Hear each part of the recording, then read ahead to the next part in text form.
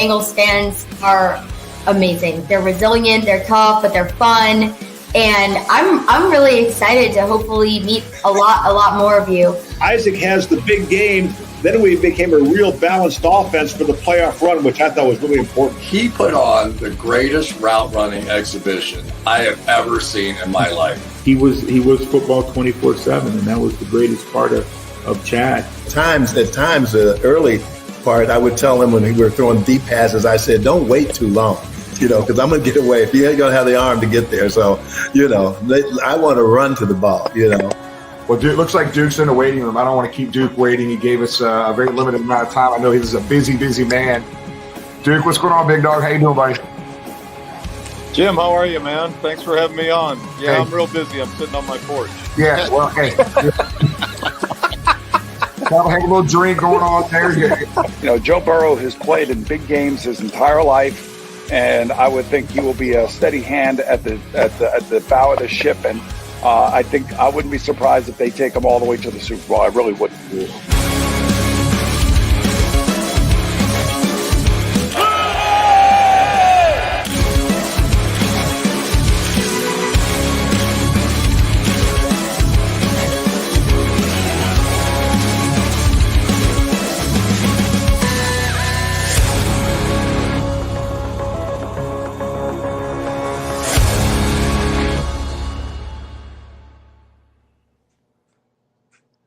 Live from the Betfred Studios in Cincinnati, Ohio, Brownsburg, Indiana.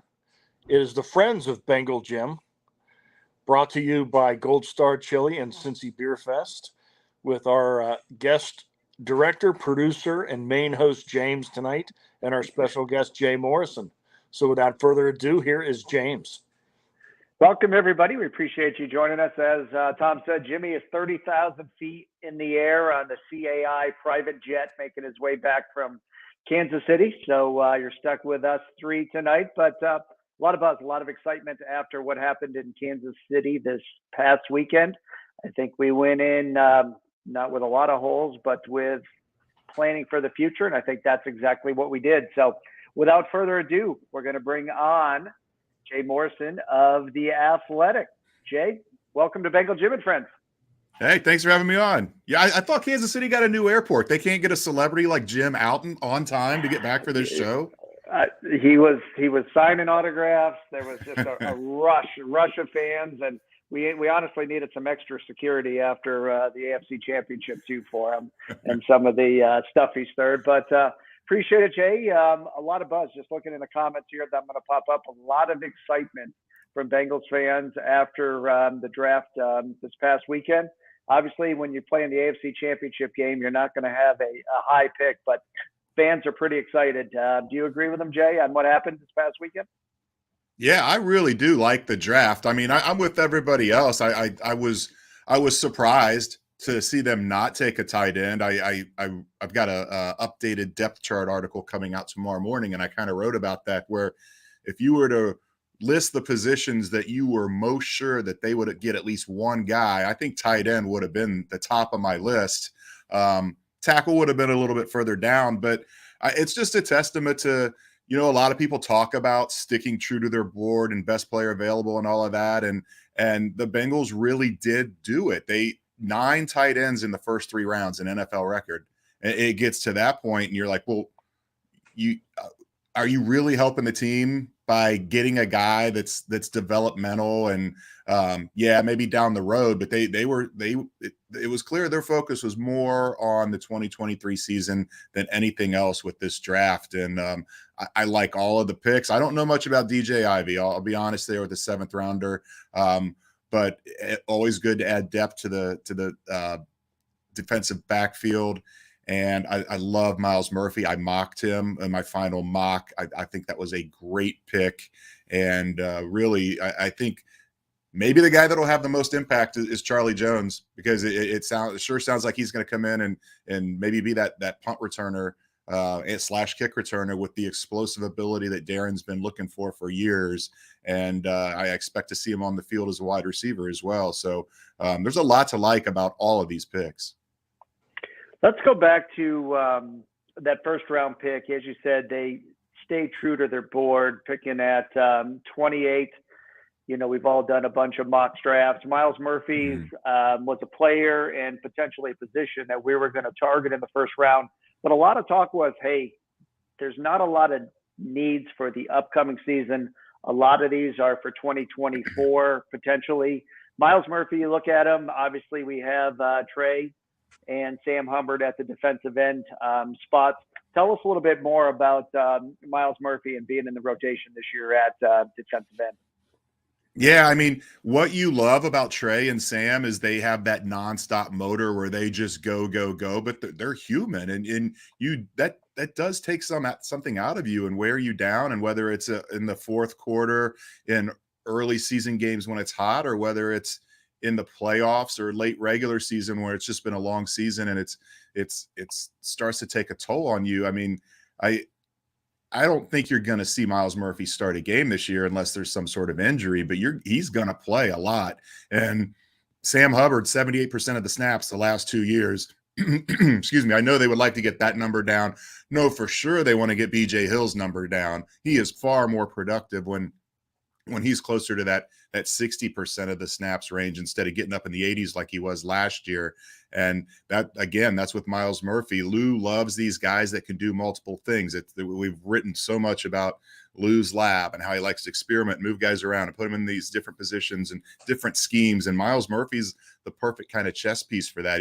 We talked to him yesterday. All these days are running together. Yeah, we talked to him yesterday when he came into town, and he talked about he's played everywhere from directly over the center as a true nose guard to way out wide as a 9 rusher. He can move anywhere up and down that line, and I think you're going to see this. The phrase was coined, the NASCAR package, back when the Giants won that Super Bowl against the Patriots when they were undefeated, and I think you're going to see something similar, or maybe have Trey and Sam Hubbard as the edges on third down, and then Joseph Osai and Miles Murphy coming up the middle as the tackles. And that is one hell of a pass rush. You mentioned the Giants, a lot of comparisons with Miles Murphy to Jason Pierre-Paul. Would you agree with that comparison? In some, I don't think he has the bend. He has the look, the body type, but I'm not sure he's quite a direct comp, but that's fine. I mean, that he is a very, very effective pass rusher, and it is an interesting comp. And I'm not sure how. I think it's closer to being true than false. Let's put it that way. But I just don't know that it's a direct comp. But I'm really looking forward to seeing what this guy can do, because we talked about it a lot at the combine and everything leading up to the draft, where they need to get more juice out of that pass rush. This team was 29th in sacks last year, and they were about middle of the pack in pressure percentage. And you've got what you hope is a pretty solid defensive backfield. So don't make those guys cover any longer than they have to. Get after the quarterback. Which, by the way, there's a whole lot of good ones in the league. It was like that last year. Now Aaron Rodgers joins the mix. Bengals aren't scheduled to play the Jets, but maybe they see him in the playoffs. So, yeah, the more they can affect the passer, the better off they're going to be. Tom, Jay, go ahead. Yeah, it's been said that the best way to help the pass rush is to have a good defensive backfield. Mm-hmm. The best way to help the defensive backfield is to have a good pass rush.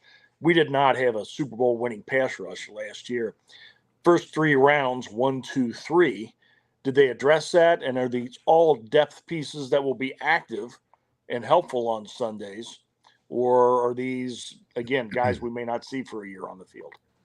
No, I think you're going to see all these guys. I don't know about DJ Turner, just because Lou has talked about this, where yes, defensive line, you can mix those guys in and go with that rotation. You don't want to go with the rotation with safeties and corners, because there's so much communication that goes on back there. And he equated it to a double play combination in baseball, where you just know the other guy's going to be there. You just have that feel. So I don't know how much we're going to see DJ Turner, barring injury, but it's a long season, and Cheeto's still coming off of the ACL. So the assumption is now he'll be ready, but who knows? Jordan Battle will probably see the field a ton on special teams. He 4-year starter at Alabama, team captain, and he's playing 800 snaps in his career of special teams at elite program like Alabama. And Darren Simmons talked about it yesterday where, a 15-minute interview and he walks out of there saying, if there is any way to get that guy on our team, we need him. He said he put a big red star next to his name because he's just the makeup. He's everything that they're about. And you get a guy like that can be a huge contributor on special teams. And again, I don't know that right now he's slotted as the first safety off the bench, but who knows? We don't really know what Nick Scott is going to be in this Lou Anarumo defense. They just signed him in free agency from the Rams.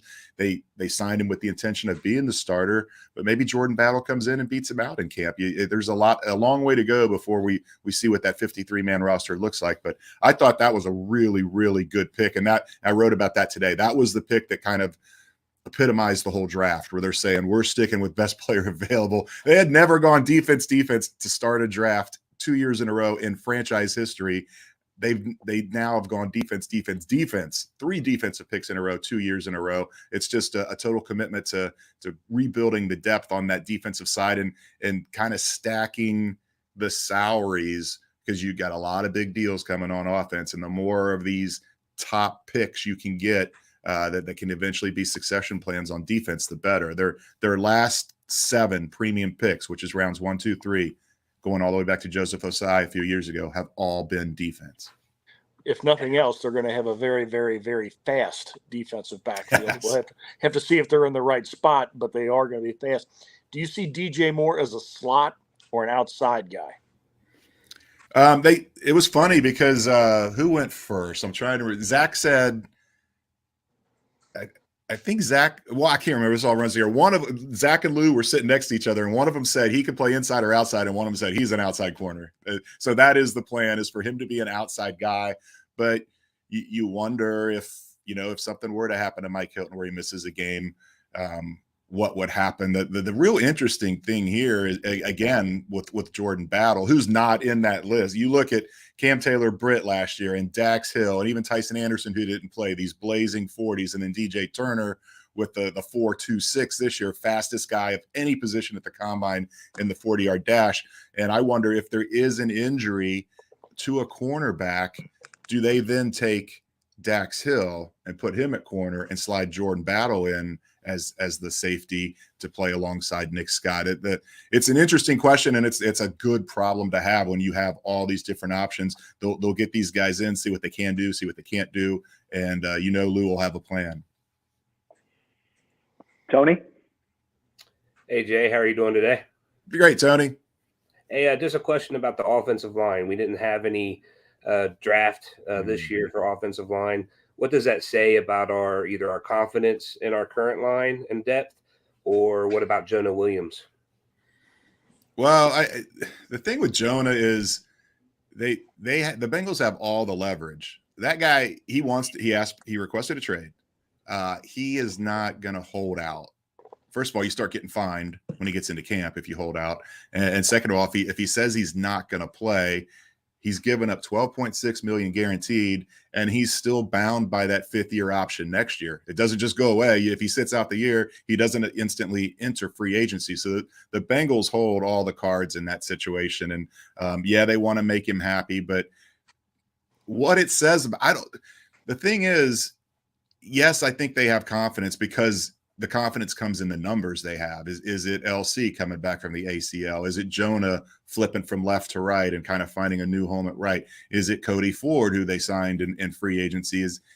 Can he be the answer? Jackson Carman played so well in that Buffalo game, and it seems like the light has gone on for him. They feel like they have enough guys there that one of them is going to give them a very good option at right tackle. And I just think if they didn't take a right tackle in the first round, which they obviously didn't, there's all these questions around those guys.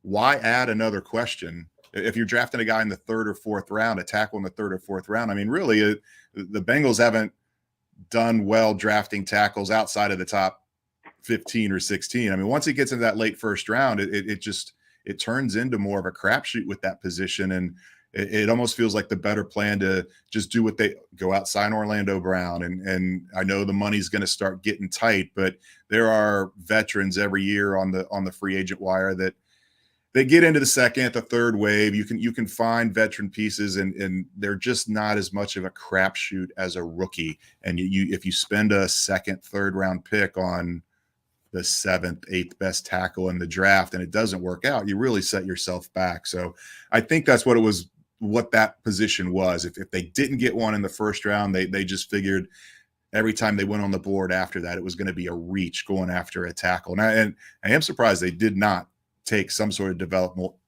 developmental inside offensive line, that guy that could play guard, a guy that could play center. It does seem like they're kind of thin on the interior. And plus, you would probably like to have another guy come in that can maybe push Cordovals. And they were happy with what he did as a rookie. He's still got a lot of growing to go, but they talk about it all the time. The competition brings out the best in people. So I was a little surprised they didn't target the interior of the O-line. Jay, one draft pick, and again, we want to be conscious every time. We appreciate you joining us. We're going to go to a couple viewer questions. Sure. Tim Lyon says he's excited for Chase Brown. The running back position, with everything going on with Joe Mixon, has been in a state of flux. Obviously, Samaje went to Denver.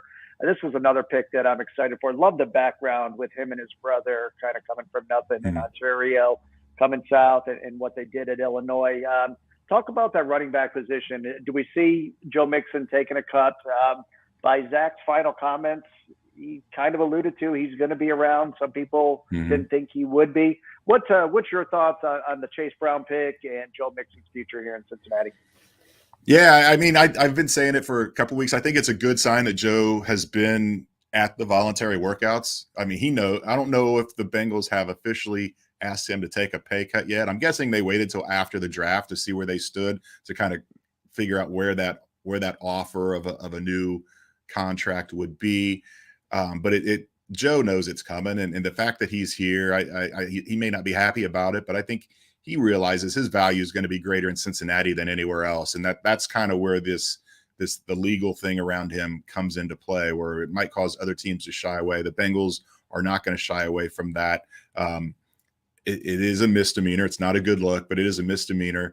The curious thing, I love Chase Brown. I think that's a great pick. I was high on him coming into this draft. What kind of surprises me is you thought that whatever running back they took would be kind of in that Samaje role, a guy that's really good in pass pro and a guy that's an established receiver out of the backfield.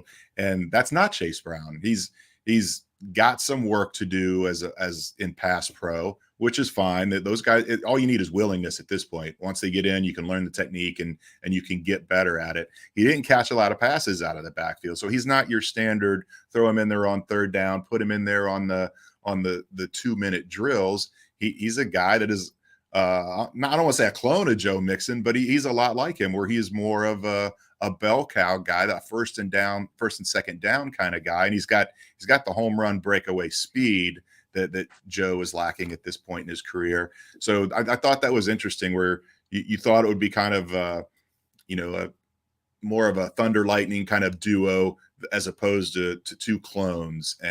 But I do, you're talking long term here, where Chase Brown is probably going to be Joe Mixon next year, the year after, the year after. It's just going to be interesting to see where that fit comes in this year. Maybe it's Travion Williams. Maybe he's the third down back this year.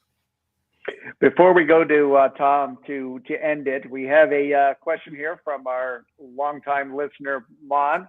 Jay, how was the Motley Crue concert on Friday night? Well, see, when we cover the draft, we do it from Paycor Stadium. So I was not in Kansas City. I did not see the concert. But even though I didn't see it, I can confidently say they were terrible. I just, having seen them last July and seeing all the reviews, and Vince Neil has lost it, and supposedly Nikki Sixx playing backing tracks, and it was really disappointing. I thought Poison was incredible, Def Leppard was incredible, and then we left early for Motley Crue. But yeah, for people that don't know, when we cover the draft, we were in the media room that we're in all year long. We were watching on TVs like all of you, and then when the Bengals make a pick, We go into the interview room. Zach will come down, the coordinator for that side of the ball, come down later in the draft. The position coach for whoever that player is will come in. We do those interviews in person. We go back in the media room. The media relations department will get the pick on a speakerphone, and we all stand around a speakerphone and ask questions. So this was 2012. So this was my 12th draft, and have done it the same way every year. The one thing I'm disappointed you said that about Motley Crue. I say one of the best live concerts ever was Motley Crue, simply because that's when Tommy Lee had the drum set that went upside down on kind of that roller coaster. I saw that one, and I saw early back in the 80s when they were with Whitesnake, when they were at their peak. They were electric live for a long time, but just like football, rock stars, Father Time comes for everybody. Yeah, I mean, Mick Mars is like dead man walking himself. God bless that guy for performing as long as he did. All right, enough about music here on Bengal Gyms. Go ahead and ask your question. Two quick ones, James. What you mentioned about the interior offensive line depth. I know they did sign a highly sought after free agent who had by some a fourth, fifth, sixth round grade out of Washington, and they also get a guy they had last year. Seems like, you always have that guy that wows in camp. And unfortunately for him, early on, after he wowed in camp, he got hurt, and that's Ben Brown from Ole Miss, who evidently was looking very good at center and guard. Do those two guys play into anything like, why they didn't attack things quite as much? Yeah, I mean, Ben is a really interesting one because he a lot of people had a fourth round grade on him last year, and the injury was the big question, and that's why he went undrafted. And he did. They signed him in undrafted in the free agency frenzy after the draft, and he just never really got a chance to do anything last year. So he is a very intriguing piece to this. I don't know honestly much about the kid. I believe he's from Washington that they signed yesterday, and actually agreed to terms with is the official term, because they don't sign these guys until they get them in here, put them through a physical, and then actually put pen to paper. But I fully expect to see him here. I mean, it's not like running back where you see it happen all the time, where guys that get taken later in the draft or an undrafted free agency end up making a big impact. But it can happen, and particularly on that interior of the offensive line. So if nothing else, it gives them depth and a little bit of competition in camp. And along those lines, I know you didn't ask about that position, but wide receiver, I still am intrigued by Kwame Lassiter, the kid out of Kansas that they took last year in undrafted free agency. Looked really good in OTAs, catching everything from Joe Burrow. And he doesn't have great size, but he could be an interesting option in the slot too, now that he's got a year under his belt on the practice squad. And just another tribute to this scouting staff, that it's not just in the draft when they mine these gyms. They do a really good job of meeting with these guys, these top 30 visits when players come in. It's not always the top guys. It's the guys that they think might be available in undrafted free agency, and they try to get an early jump on establishing that relationship, and it's paid off for them. One last question, and God forbid anything happened to Joe Burrow, but if for the sake of argument, he gets a little ding during the game, twists an ankle, etc. Right now, Jake Browning's it. Yeah. Do you see, I mean, is they going to make a phone call to Teddy Bridgewater? Is Brandon coming back next year? What do you see happening in the quarterback room between now and July? Yeah, the Brandon Allen thing's really surprising to me. I don't think he would have cost that much money, and he's got that prior relationship with Zach, and from everything I could tell, he got along with Joe really well, and nobody else has grabbed him. So he's still sitting out there as an option. I mean, they're going to bring in a couple more arms one way or another to take some of the load off in camp and probably even as early as OTAs. You're going to need somebody to throw the ball during rookie minicamp. I mean, it's I don't know if maybe Jake Browning goes out there and throws some during rookie minicamp, but it is interesting because I really did like how Jake Browning came along and how he played in the preseason last year, but thought that quarterback could be a position they might target late in the draft. And again, it was kind of like the tight ends. Those quarterbacks started flying off the board. There was this crazy run. I think it was fourth round. Maybe it was Stetson Bennett that set it off. And it was just by the time they got to round 6, where you would think they might take a developmental quarterback, all the ones that really made sense before the draft started were gone. So, and I haven't looked at it much, but I'm sure there's probably still some other veterans out there. You get someone that you can go sign cheap and get in here and just be a quality presence and a sounding board for Joe Burrow. But don't know who it'll be, but you can rest assured there's going to be a couple more quarterbacks added to the roster at some point. Jay, thank you so much. Busy weekend, and hopefully we'll see you soon. Schedule release, and then we're off. I know a lot of people kind of roll their eyes. I love the schedule release every year. And a lot of times I sit there and I go through and I look at all the reports elsewhere, and you got to piece it together before the team officially announces it. But I will be in Florida on a much-deserved vacation when the schedule comes out. So I'll be with everybody else. Just wait until it comes out, and we'll see where we're going and when. All of us on screen are avid supporters of The Athletic, but for those that don't subscribe, Jay, tell everybody how they can do so, please. Yeah, you can go on theathletic.com or download the Athletic app. If you're not a subscriber, you click on any story, preferably one of mine. We do get credit when this happens, but you'll be able to read the first 2 paragraphs, and then it'll say click to subscribe, and then you click on that. We've got a $1.99 a month deal going on right now. So it's not just Bengals content. You get everything on the site, all for one price. And we know it's asking a lot to ask people to pay for content. We work really hard to try to make it worth it. Yeah, it's definitely well worth it, Jay. Thank you again so much for your time. It's been a long weekend for everybody in the press, and we appreciate you carving out time to be with us. Yeah, thanks for having me on, guys. Thanks, Jay. Thank you, Jay. Thank you.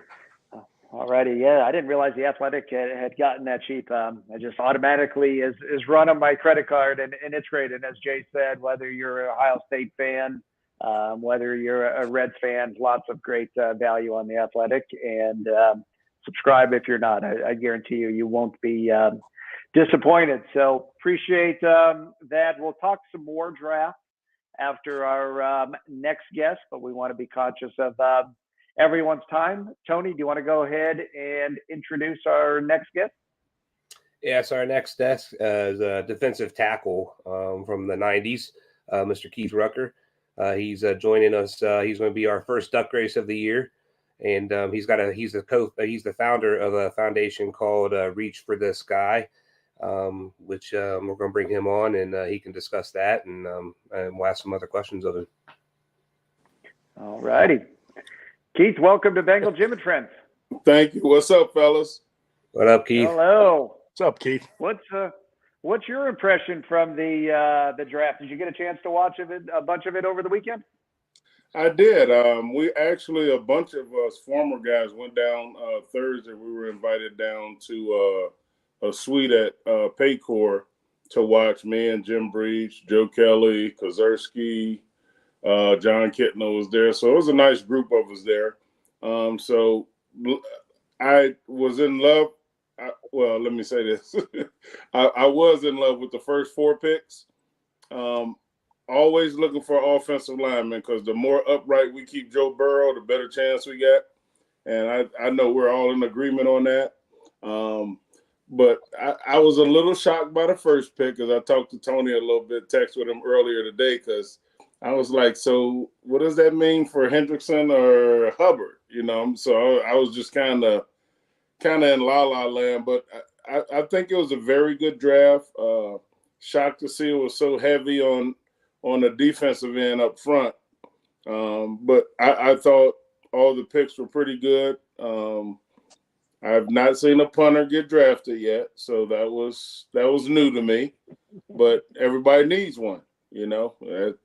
Game changer, man. Field position, put your defense in a great position, and help your offense out. So I'm excited about it.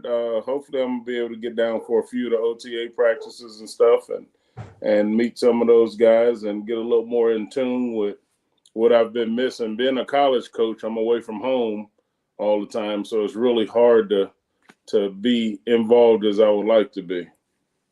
Let's talk about the college coaching for a little bit. For those that aren't aware, tell everybody what you're doing nowadays.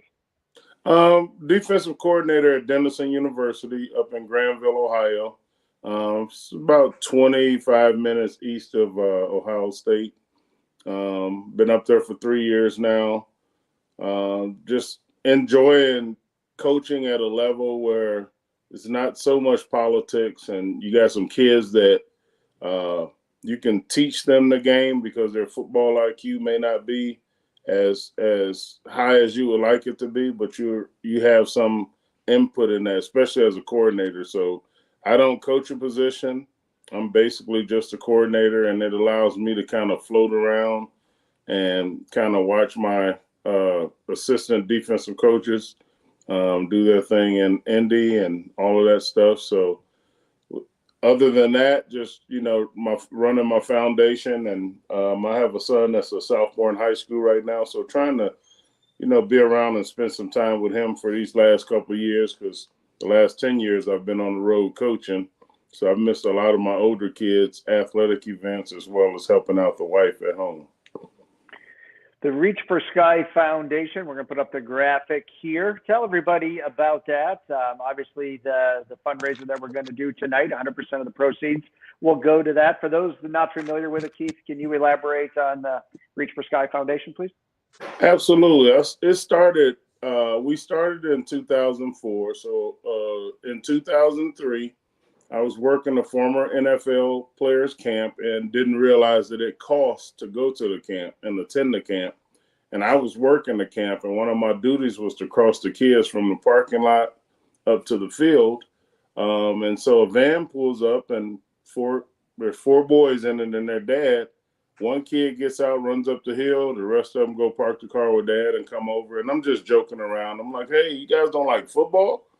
And they're like, yeah, we love football. And I'm like, well, why didn't you guys go up and get registered? And they all 3 like simultaneously looked at dad. And they were like, well, his dad was like, well, it costs like $300 to go to this camp. And so the one we dropped off is going this year. He's going next year. He's going next year. He's going next year. And it just kind of broke me down. So I was like, came home, talked to my wife. I was like, I said, I want to do something for those 3 kids that couldn't get out of the van. And so the next year, I talked to a bunch of contacts, and my father-in-law and brother-in-law are accountants, CPAs. And so they had a buddy who's an attorney, started a 501c3 for us. And we started Reach for the Sky Youth Foundation right here in Sharonville at the rec center. And it was funny. We laugh about it now because the first year we had more coaches than campers. So we had like 60 coaches and like 48 kids. So it was like one-on-one for real. And we've built it. So this is our 18th year, excluding COVID. And we've gotten to the point where we have been averaging about 320, 375 kids every year. It's football and cheer. It's free of charge. We feed the kids breakfast and lunch. We give them camp T-shirts. We do Camper of the Day awards. And none of my staff or volunteers get paid. It's all about the community giving back to the kids and investing in the kids. And it's just kind of taken a toll of its own, and we just run with it. We have some great supporters, like Roosters. They cater my meet and greet activity that I do the night before camp at my house. And I have 3 guys that they run the camp. One is my son, Keith Rucker Jr., Jamie Freeman, and Matt Bailey. And those guys, so I'm at the point now after 18 years, I just ride around on a golf cart and thank the parents for bringing the kids out, and they do all the work. They're young guys that are full of energy, but they understand and they get it because they've grown up around me and my coaches from my high school days here in Cincinnati. And it's just wonderful to see people being able to invest in our future. Nice. We have to thank Tony, a big part of our team who spearheads the charity aspect of what we do. I believe we set a new goal of $100,000 this year for charities across Cincinnati, and we're excited to have you on board. I know Tony worked closely with you to put this together. Tony, go ahead and say a couple words. And again, we appreciate all the legwork you do on the charity side. Anything you'd like to add to what Keith said? Yeah, so it's really awesome because I can tell that Bengal Jim and Friends and Talking Football is really making an impact with our tailgates and all the charity work that we did last year. I got people reaching out to me, and Matt Bailey, who Big Daddy discussed, he actually works with me and reached out to me, wanting some assistance in helping promote this great foundation and what they do. And I'm actually very proud to be invited to that event that's coming up at May 27th. Is that correct? Yep. That weekend. I'm going to go out there on Sunday for sure, be all tonied up and help entertain the kids and just be with them and see what the great work that Keith and them do. So really looking forward to it and excited. We threw the duck race in here for this week, and we were able to get $500 additional to go towards his foundation. And we're also looking for a tailgate that he's going to come out, and we're going to have him as being the charity for one of the tailgates too. So looking forward to this year. And this, as you already mentioned, $100,000 is our goal. Of course, we would always love to exceed that, which we did last year. And we're already 2 charities in, and we got $2,500 already raised this year. So it's starting off really well. So looking forward to it. I'm going to put the website address in the chat. I know things have kind of been hectic the last couple of weeks leading up to the draft. So say you didn't get a chance to participate in tonight's duck race, but you want to be involved. There's the link there. Reach out to Tony. And if you'd still like to make a donation to Keith's charity, reach out to Tony. There's a link there, and we can make that happen. So May 27th is the date. Where does that take place, Keith? That's at Princeton High School, out here in Sharonville. We've been there when we outgrew the rec center down the street. I was actually coaching at Princeton. We started doing it at Princeton. So it's at the high school. It's located behind the high school, not on their main field or game field. There's a couple soccer fields in behind the high school, and that's where we have everything at. You check in the front door, get registered. If you haven't pre-registered, you can get registered right there at the table. Head down the hallway. They'll get you your T-shirt, get you your breakfast, head out the back door up the field, and we get the day started. Now, our resident historian here, Tom, I know is going to have a football question before we get to the duck race. Tom, anything you'd like to add before you call the ducks floating down the Ohio?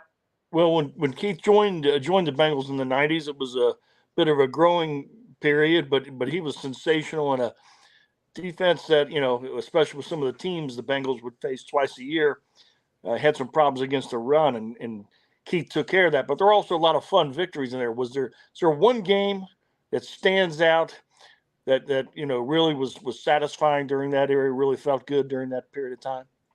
Absolutely. I'm sure you guys will be able to relate to this. We had been in probably a 2 or 3 game trip, and we end up going to play Cleveland, and we lost all of our quarterbacks, which led to the emergence of Jeff Blake. And the following week, we played the Dallas Cowboys. And everybody's like, oh, man, we're going to get murdered. And I think they, squeaked out of here with, a 16. Even though we didn't win, they squeaked out with a 16-14 victory, where I think they kicked a field goal or something at the end of the game. And I thought we were pretty lights out and heavily loaded on defense. I thought back then our offensive line was a little too old and had a little too much wisdom to be blocking for Jeff Blake, because he was one of those young electric guys. And just that game sticks out to me is because nobody really gave us a chance. And in our locker room and in that building, we knew what we had. It was just a matter of going out and everybody doing what they needed to do and taking care of their responsibility at the same time. So that game sticks out pretty big to me as one of the That top. was the emergence of Jeff Blake. That also might have been your head coach's shining moment as a head coach after the game, where Barry Switzer had compared, when his days at Oklahoma playing Iowa State, and at the post-game handshake, Dave Shula wouldn't let go of his hand and told him he could take that Iowa State comment and shove it somewhere in particular. Yeah, absolutely. So it was a lot of good days for a lot of people. So, but that one sticks out to me the most. So it was enjoyable, man. And we had a great young group on defense, and I got an opportunity to play 1 year with Tim Crumry, and then they became our D-line coach. And I mean, that in itself was a pretty special moment because, you know, everybody knows about the Super Bowl with the leg with Roger Craig and the whole deal. But to actually get to meet that guy and get to play with that guy and then play for him was pretty awesome. And we had like I said, a nice defense built. We needed to get a little more younger on the offensive side of the ball, but you know, that was the past and this is the future, and I'm loving it. I love what the Bengals are doing now, and especially with Jim Breach, with including a lot of the former players and stuff that they're doing, which they didn't do in the beginning, but it's starting to pick up, and I think that's something that needs to happen to continue to build relationships with former players, current players, and the community.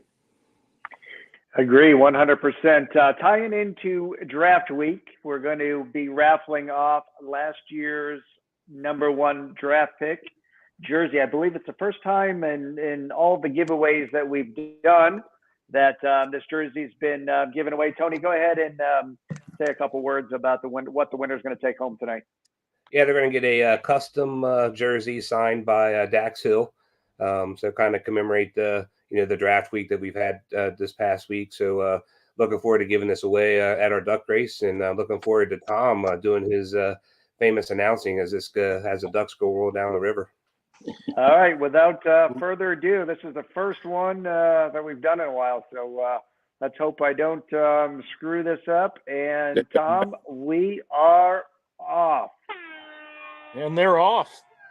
Down past the 275 bridge.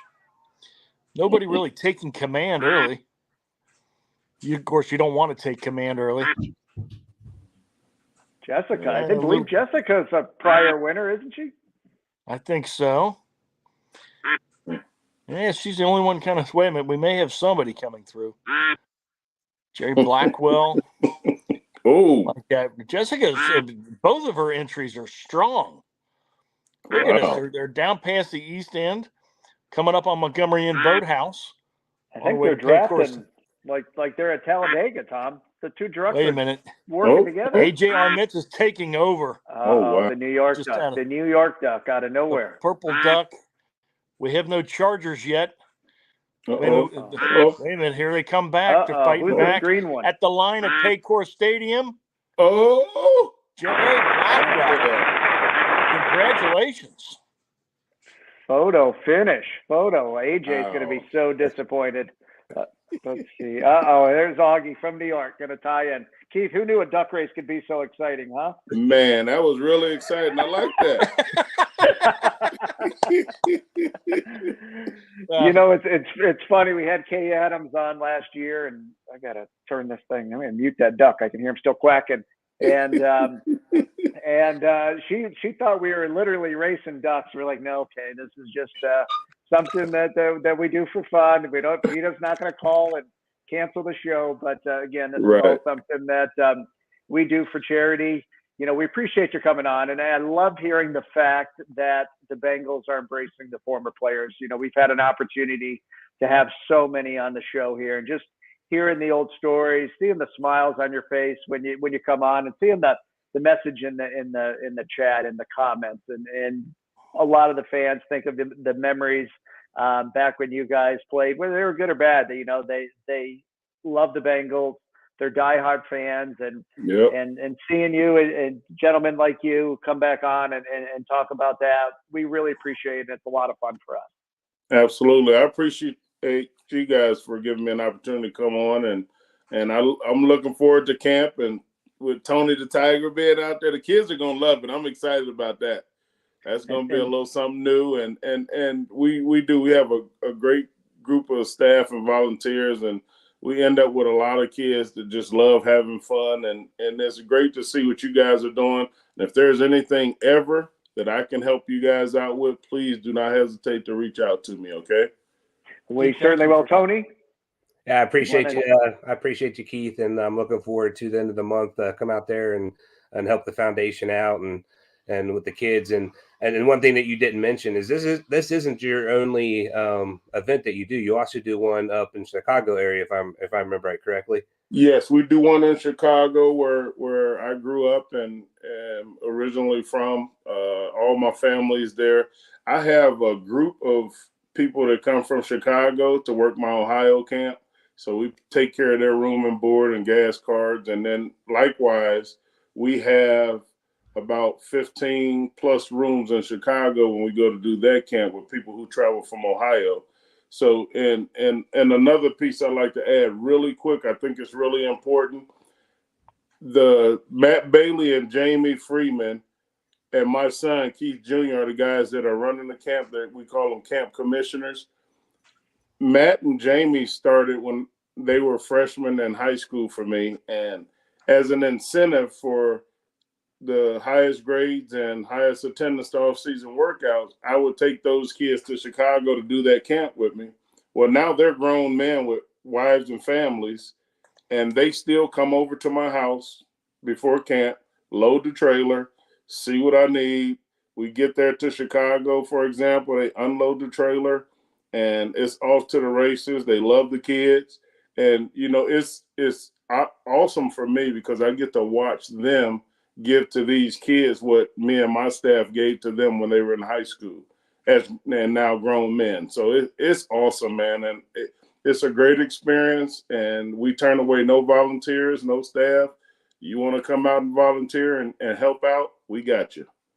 Well, we appreciate that, Keith. We're going to hold you too coming down to a tailgate this year. We have a lot of fun there in Lottie, the southeast corner of Paycor. So I know a lot of fans would love pictures with you, getting your autograph. So we're going to hold you to that. You're going to have to come on down one game this season. We will be there. Me and my volunteers have already talked about it. Awesome. Thank you so much, Keith. Hoo day. Have a great evening. Hoo day. Good luck. Hoo day all day. Thank you. Thank you. All right. All righty. It's amazing how many former Bengals stay in the area and, just like the current guys on the roster, give back to the area. Awesome. It's really unique, and it doesn't get enough attention. Nope. And Tony, we appreciate you again putting that together with another great charity. One thing, let's go back to this draft discussion, especially those online that are watching. If you have a question, have a thought, we invite you to put that in the chat. Now, one area that I want to go back with and talk about from the draft are the receivers. We've got the kid out of Purdue I had a chance to see twice in person last year. He was originally an Iowa transfer to Purdue, so you can't blame him for wanting to get out of the Kirk Ferentz run offense.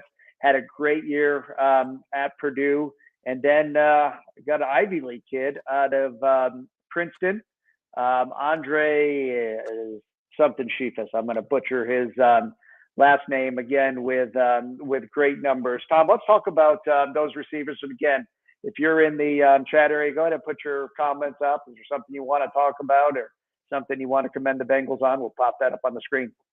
I think, what's interesting with the first pick with Charlie is he can play in the slot.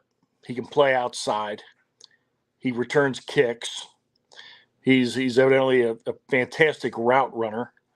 I've heard in the last day Julian Edelman and Cooper Kupp listed as comparisons, and we need depth there. We've got 3-star receivers. We're not going to be able to keep them all, so we need youth and depth there. And like Jay Morrison said, I look for him to step in this year and be able to step in for Tyler Boyd, or if Jamar or T go down, he can help there too. And the same with the second pick, who's, clearly Ivy League. He's intelligent. He'll be able to pick up the system. Is evidently just a phenomenal overall athlete. He's also a track superstar. Fast as all get out. Tall, strong, can jump. In building a roster, we need a team where if somebody goes down, well, that's a shame, but we don't freak out. And, and hopefully it's just for a week or to finish a game or something like that. And those two guys can do it. And also, I think at least for Charlie, he'll be a starter one day. Augie points this up, and then Mon has a comment later. I'm going to add as well. From what I saw, the 2 games in person, Charlie caught everything, was willing to go up, fight for the ball. And there's a stat. Let me see if I could find it. The one game I saw him play was against Purdue. It was the first game of the year. It was Thursday night in West Lafayette, and he went against let me see here, Joey Porter, who we know went to Pittsburgh in the first of the second round. 12 receptions, 153 yards, in 1 touchdown against basically what was the second round pick for Charlie Jones. So I think you're going to see that type of player going against first round potential. I think he's battle tested. We saw what happened to Tyler Boyd. We got banged up there in the AFC Championship game. Like you said, Tom, this is probably the last year we're going to see Tyler Boyd in Cincinnati. He got banged up a little bit last year, so I think we're going to see Charlie step in with some limited snaps this year, and then a lot of playing time at the wide receiver position. But let's be honest too, how often do we spread the field 4 and 5 wide receivers too? So I think there's some opportunity there. Tony, anything you want to add about the wide receivers?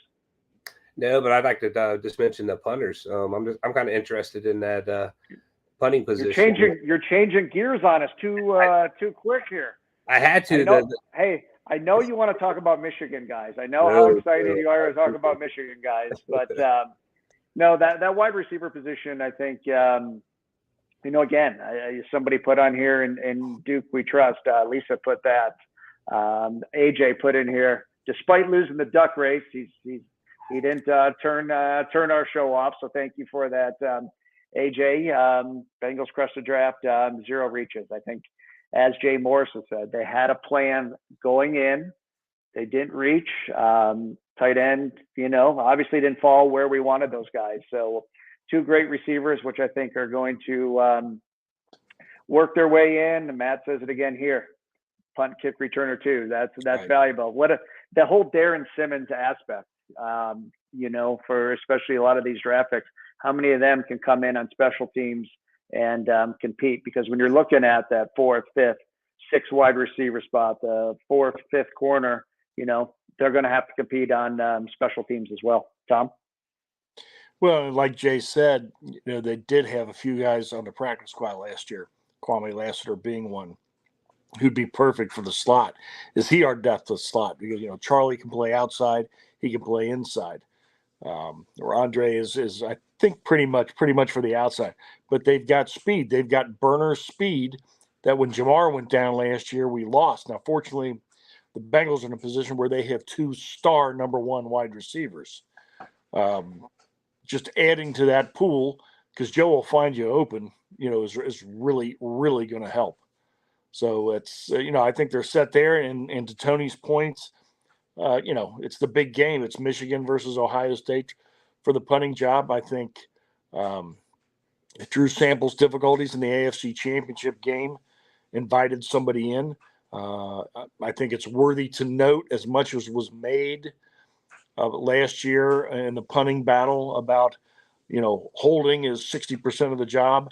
Evidently, Brad Robbins has a reputation as being an excellent holder. So yeah, that'll be something documented and watched very closely every day once camp starts. And I think you look at, would we move back 3 picks in, was it the 4th round where we picked up that additional 6th round? That was rumored all along of, hey, we're going to get a punter late. I thought it'd be round 7. It ended up being at the end of round 6. So right there. And then right after that, if I'm not mistaken, another punter went off the board fairly quickly by New England. So what was it? No touchbacks. Again, plays in the AFC North weather coming out of Ann Arbor, much like Drew Chrisman did. But competition's good. I think Jay said, or maybe Tom, you said it earlier when talking about Volson. Competition's good. Let's put these guys out there. I think we were spoiled for so long with Kevin Huber just being there. I think we feel the same way now about Evan kicking. This might be our punter for quite a long time, and we went up and and got him. Had the need there, and here we are. Timmy says OSU versus Michigan battle at punter. I like the shaved look with the mustache. Some of the pictures of the punter from Michigan of Brad there. So that was a different look.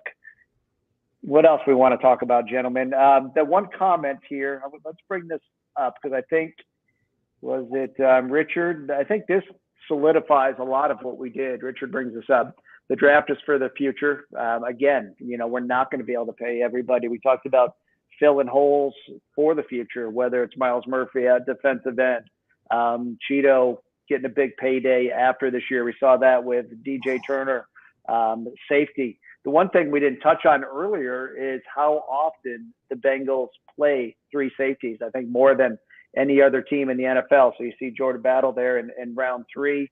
Maybe you see the Dax Hill, the Battle, and the Scott on the field all at once. Don't forget Tyson Anderson. That's going to be like getting another pick as much as he was injured last year. So I agree 100% with Richard here. This is not only some needs for playing time this year, but again, thinking down the road a little bit.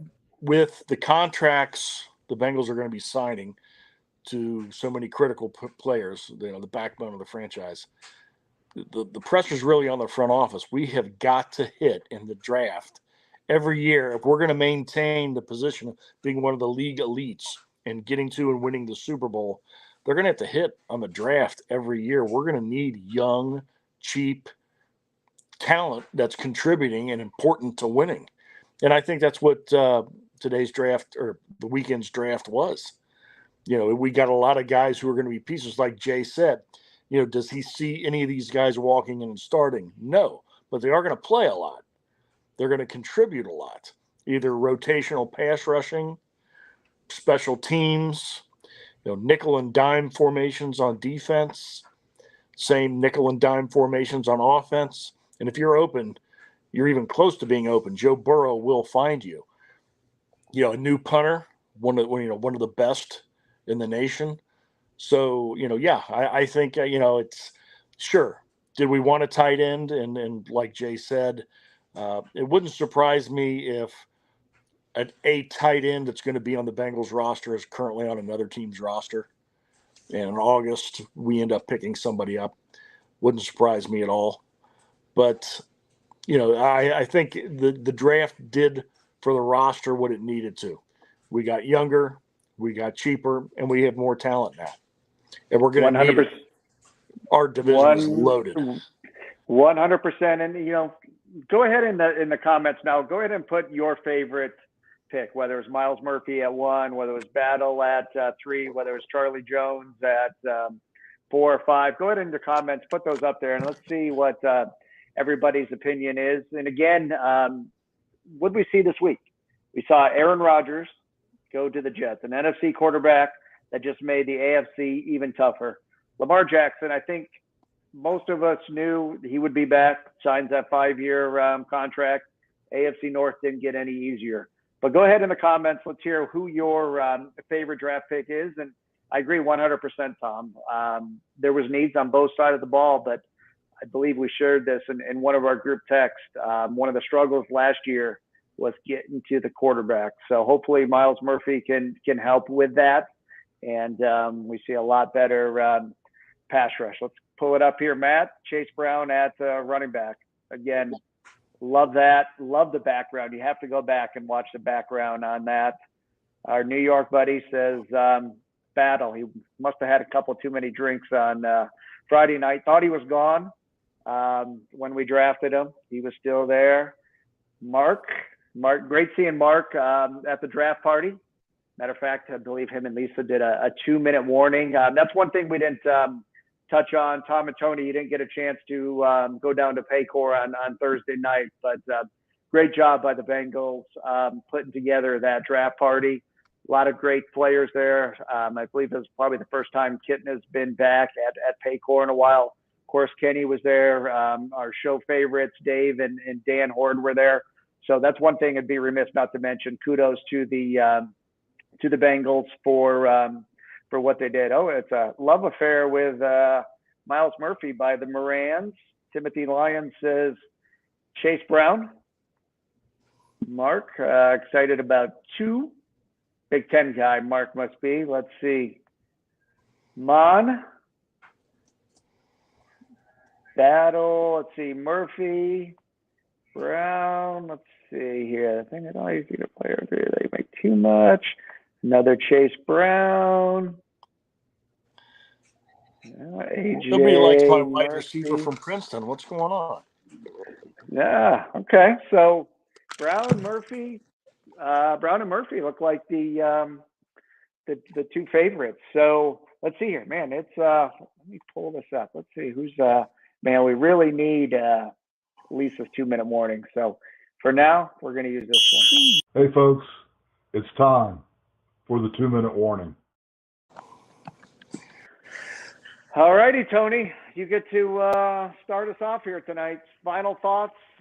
Wrapping up a fun draft weekend in Kansas City. The 3 of us stayed back here, let our fearless leader go and have fun with Brandon. Go ahead and end the show for us. So appreciate everyone and who contributed to the foundation for the first race of the year. Appreciate that. We're off to a good start, $2,500 to get us going for the campaign. As for the draft, what I loved about the draft was just seeing our overall scores, our grades being in the A's, A minus. It seems like the last couple of years with the free agency and the draft, we're doing better and better, and we're getting the right key pieces. So looking forward to the competition for positions and having people work for it, and looking for the year. We're ready to go. Well, thanks, Tony. Again, look forward to more of the charity work. Again, if you didn't get a chance to donate, I'm going to put that charity in the chat there one more time. If you'd like to donate to what Keith does, or if you'd like to help out in any way for May 27th, I think you said, Tony, you can find the particulars there.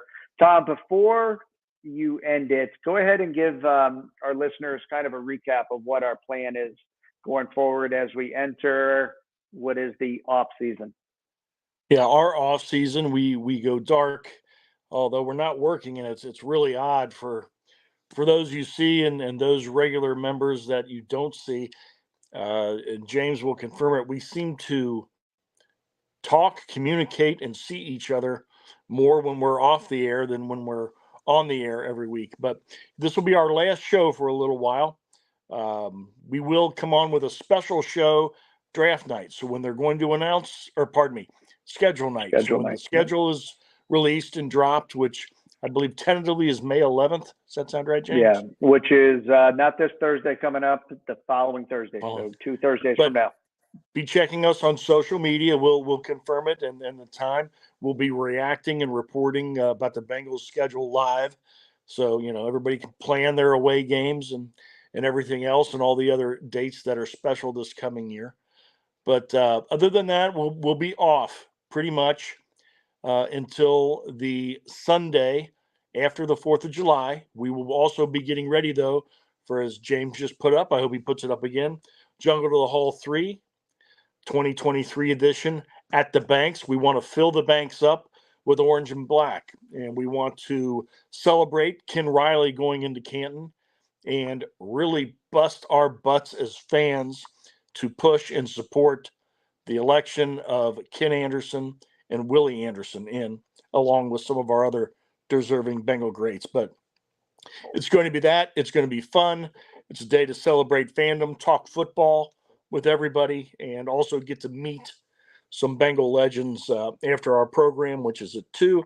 I think from 1 to 2 is kind of open. There's going to be some music. 2 o'clock, the program. Ken Anderson is confirmed. Do we have Willie confirmed yet, James? It's tentatively. It's not. Yeah. Let's put it this way. He's been the last 2. So let's hopefully he can make that back. It's in pencil for Willie, but Dave Lapham, Dan Horde, Jimmy will have Jimmy. We're going to have a boatload of ex-Bengals there this year. And then after the program at 2 o'clock, there'll be a chance to meet all those Bengal legends, maybe get a selfie and an autograph.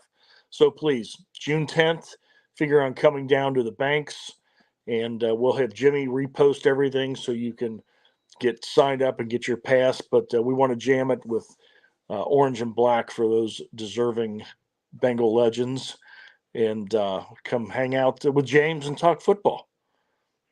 May Or China. 11th, Lisa posted that's a Hubbard Foaling event, which I believe is sold out. I believe you had to pre-register for that. So for those going to Sam Hubbard's charity event, that will also coincide with the schedule release, and stay tuned for the show about that. But again, June 10th, social media tickets, 100% free.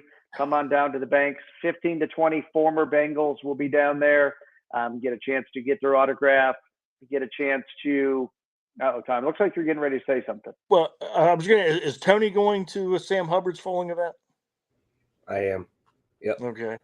I think we can assume that Jimmy is, so it might be for the schedule release show. You might get Uncle James and Tom again. And maybe I'm hearing rumors that somebody is coming out of his darkness. I did get a message. He's very fired up over the record 5 Canadians being drafted into the NFL. Oh gosh. Anyways, mark your calendar. Sam Hubbard event, May 11th. Jungle to the Hall, June 10th. And again, we appreciate everyone for joining us. We appreciate Jay Morrison of The Athletic for coming on again. If you're not a subscriber to that, we invite you to do so. Hope Jimmy and Brandon have a safe trip back from Kansas City. Here, Paul, perfect timing. Do we need passes? What we do, Paul, is like to get a decent head count of who's going to be down there. I think there's already over 500 plus tickets sold, committed. I say sold.